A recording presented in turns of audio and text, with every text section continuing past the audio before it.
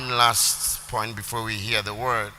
I'd like us to pray for this service, this Thursday service and evening with the word. We're going to pray that it is going to produce glorious, glorious results in the lives of so many, and going to cause impact in this part of the world. I'd like us to read a scripture, a very important scripture in the book of 2 Corinthians. 2 Corinthians chapter number 10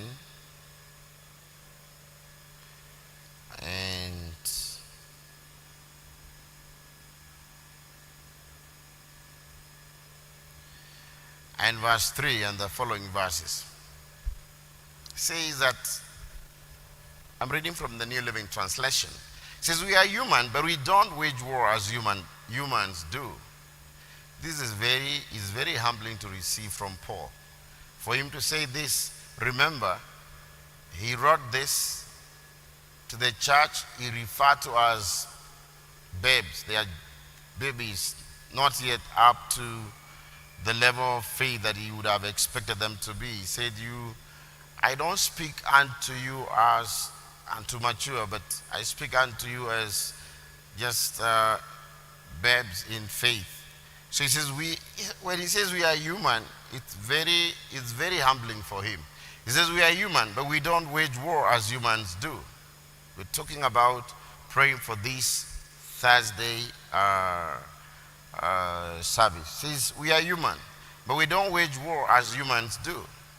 We use God's mighty weapons, not worldly weapons,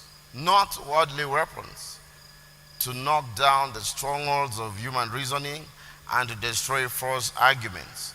We destroy every proud and obstacle that keeps people from knowing God. And that's where I wanted us to look at. We destroy every proud obstacle that keeps people from knowing God. We capture their rebellious thoughts and teach them to obey Christ.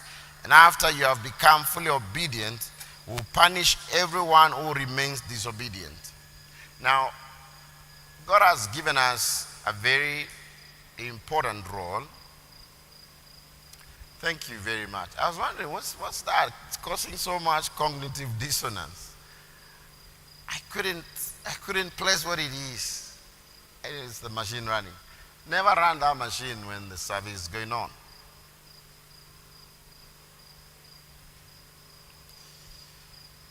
I wish we don't even have to use the generator, but it is what it is now. We need to look for a way to silence the noise. He says we destroy every proud obstacle that keeps people from knowing God. We capture their rebellious thoughts and teach them to obey Christ. And after you have become fully obedient, we will punish everyone who remains disobedient. And us to remember that people don't just fail to attend a fellowship like this by their own volition.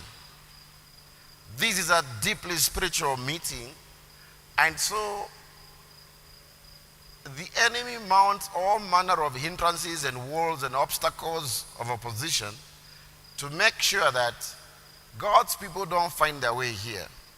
And so it is our responsibility as soldiers in the army of the Lord to keep on pushing and waging war in this part of the world